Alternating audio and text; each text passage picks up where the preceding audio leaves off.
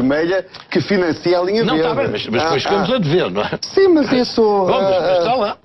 E se for ver a balança francesa, que é relativamente equilibrada até 2000, passa para negativo 10 mil, 15 mil, 20 mil, está em 70 mil milhões negativos agora a França. Bom, isto, a meu ver, não é explicável à luz do euro. Não é à luz do euro. Nem havia austeridade. Se havia alguma coisa nessa época, era dinheiro a mais. E, portanto, nem a austeridade, nem o euro, a meu ver, explicam esta evolução. E eu tendo, por isso, a reverter a explicação para a globalização e para a desindustrialização. E há números, por exemplo, Portugal em 1990, 38% do PIB era de origem industrial. 38%. Em 2010 estamos com 17% do PIB de origem industrial. Quer dizer, menos de metade da fração que era em 1990. E eu encontro aqui realmente uma explicação, porque esta evolução da perda do setor industrial não é portuguesa só. E nos outros países da Europa também ocorreu. O professor Ferreira Machado concorda com esta análise de que a desindustrialização está na origem do declínio? Não estou seguro. Aquele gráfico é interessante que mostra... Eu estava a olhar para o gráfico que estava ainda lá. Estava a olhar para si. Mostra uma das coisas que nós dissemos. O gráfico tem que ser simétrico. Porque o mundo todo, se há um devedor, há um credor. Alguém paga a dor. E aquilo mostra, em primeiro lugar, aquilo que nós dissemos, que não há desequilíbrio na zona euro. A zona euro como um todo é tentado equilibrar. Eu acho que é preciso ter algumas... Eu acho, em primeiro lugar, que 10 anos é um horizonte pequeno para analisar este fenómeno. Eu lembro-me do tempo em que nós dizíamos que o Japão ia conquistar o mundo, crescia muito mais rapidamente que toda a gente, e agora o Japão é uma economia que há, sei lá, 10, 15 anos está com crescimentos modestíssimos. Nós, em economia, há um fenómeno que chamamos o fenómeno da convergência. É que, basicamente, quem está mais atrás cresce mais rapidamente, porque o capital é mais rentável. Isto é o fenómeno pelo qual os países mais pobres, eventualmente, tendem, pelo qual Portugal já passou, tendem a apanhar os países mais ricos. Isto é, deixe-me só explicar aos ouvintes, aos telespectadores. Sim. Se eu hoje estou mais pobre, nos 30 anos seguintes vou tender a crescer mais rapidamente do que um que estava mais rico. E, portanto, quem começa atrás, corre mais rapidamente, tende a apanhar quem está à frente. Isto é um fenómeno que a partir do momento em que as economias dos países emergentes começam a entrar numa certa normalidade institucional e de funcionamento de mercado, começa a ocorrer. Eu seria também mais cauteloso porque há um fenómeno inverso que se está a verificar, que é muitas manufaturas estão a abandonar a China, umas estão a ir para o Vietnã, onde é mais barato, outras irão eventualmente para a África. Nós ainda se calhar vamos ver o têxtil português a ser produzido em África, mas há muitas manufaturas, mas isto é aquela manufatura mesmo básica, o têxtil mais simples. Há muitas manufaturas, muitas empresas que se estão a relocalizar nos Estados Unidos, que tinham ido para a China. E porquê? Porque os salários dos trabalhadores mais qualificados começam a subir muito na China. E isso faz perder a vantagem que as levou, principalmente, em primeiro lugar, a mudarem para lá. Portanto, eu com isto quero dizer, se calhar o Sr. Medina Carreira pode ter razão. Para mim, eu suspenderia o julgamento porque 10 anos é um período muito curto para julgar. Mas deixa-me perceber o seguinte, e, no entanto, o seu ponto é que o crescimento dos salários na Europa foi demasiadamente elevado se compararmos com o nível salarial em países que, entretanto, nos últimos anos cresceram muito economicamente e agora está a existir este reajustamento salarial que faz com que se tenda a um certo equilíbrio? O que eu estou a dizer é mas o reajustamento salarial, sobretudo nos países como a China.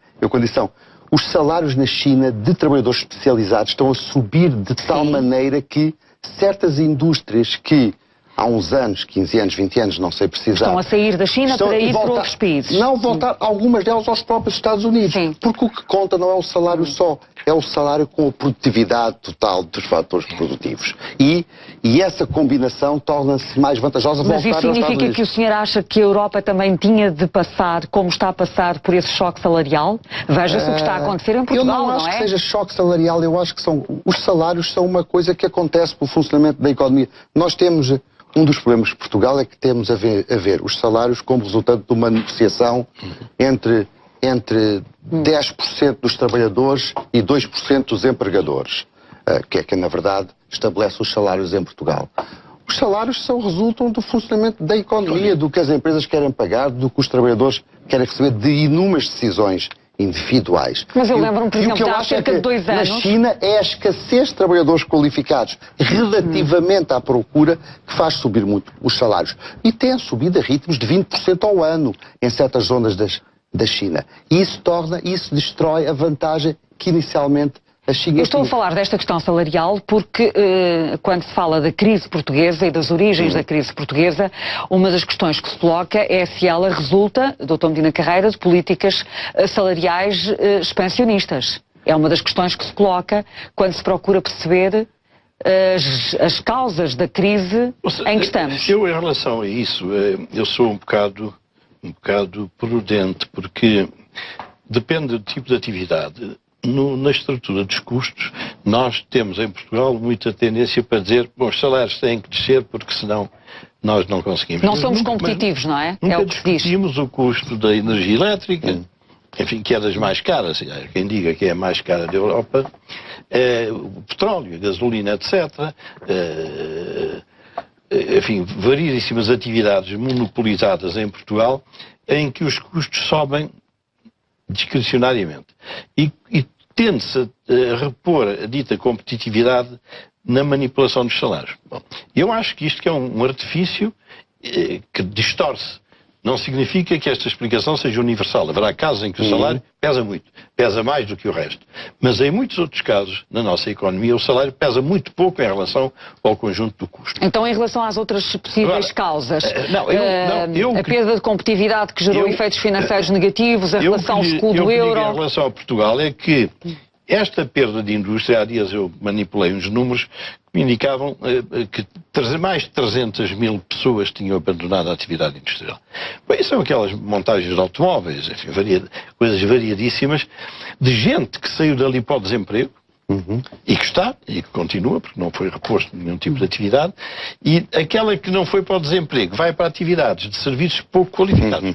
Vai lavar carros, vai servir à mesa, enfim, que não tem realmente um grau de produtividade que dê para lançar a economia. E esta perda, esta queda das procuras internas é explicada, em muitos casos, exatamente com esta deslocação para a atividade terciária dos serviços.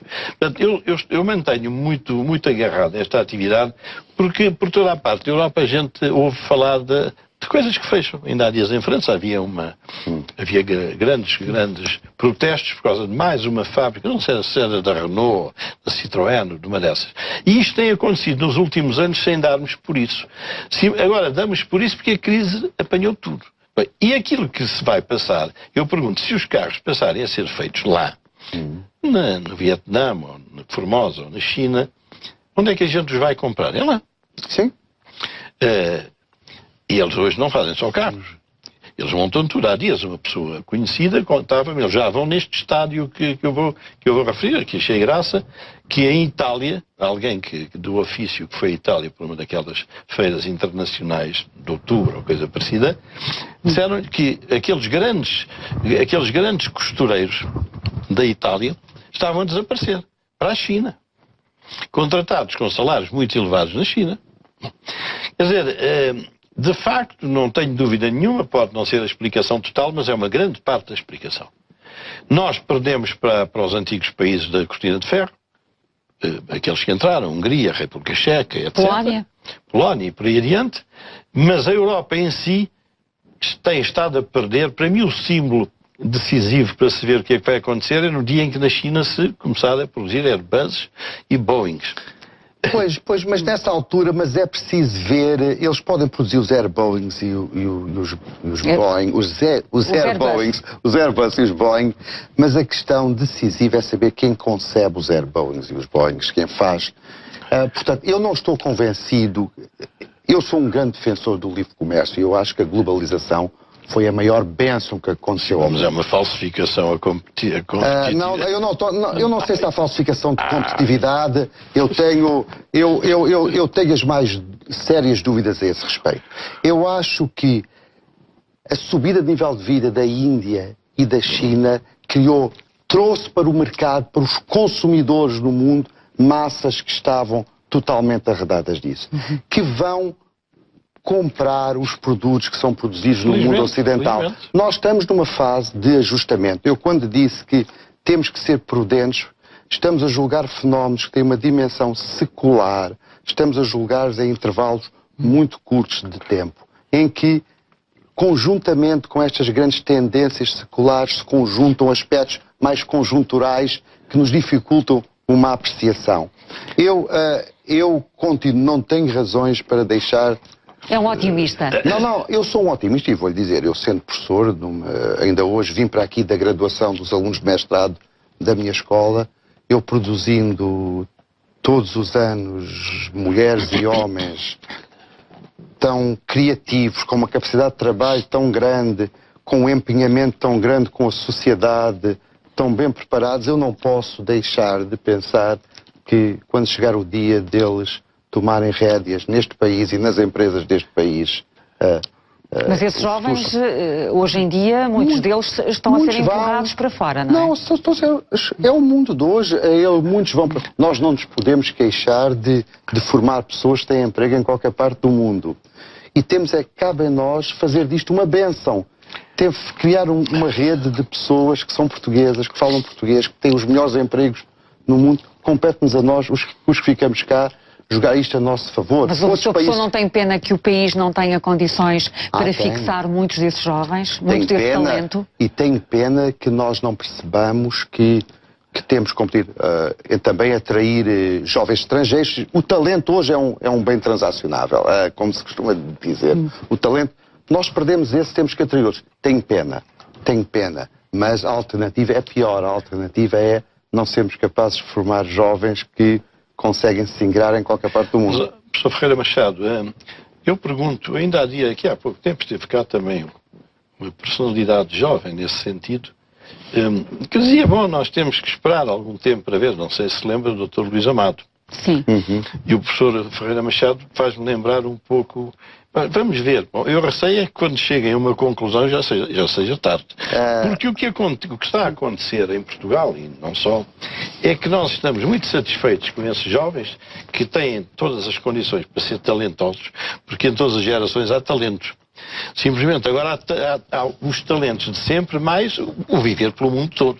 E ter a internet, e ter todos esses mecanismos de transmissão de informação e de conhecimento. Mas e o resto da sociedade vai fazer o quê? O que é que nós vamos fazer a todos os que não são talentos, mas têm que comer? Nós vamos ter um problema difícil. Há um problema geracional, há um gap, há um desfazamento de formações muitíssimo grande. E se me disser que é difícil o problema de uma pessoa com 40 e tal anos que fique desempregada agora com as qualificações que correspondiam antigamente, isso é um problema. E eu não tenho solução para isso.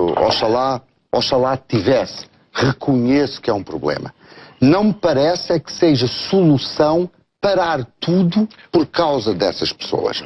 Não me parece que seja solução proteger e deste modo prejudicar as gerações futuras todas para proteger essas pessoas. Se calhar temos que encontrar medidas de auxílio, temos que perceber que é um processo difícil, temos que encontrar formas. Mas a solução não parece tentar voltar a pôr a pasta de dentes dentro voltar a pôr a pasta de dentes dentro. Isto é um processo que começou. Eu tenho muita pena e não sei, literalmente, e penso que ninguém sabe fazer. Ou uma pessoa que tem a antiga 4ª classe ou o antigo 6º ano, que tem 45 anos, 50 anos e que fica desempregada. Quer dizer,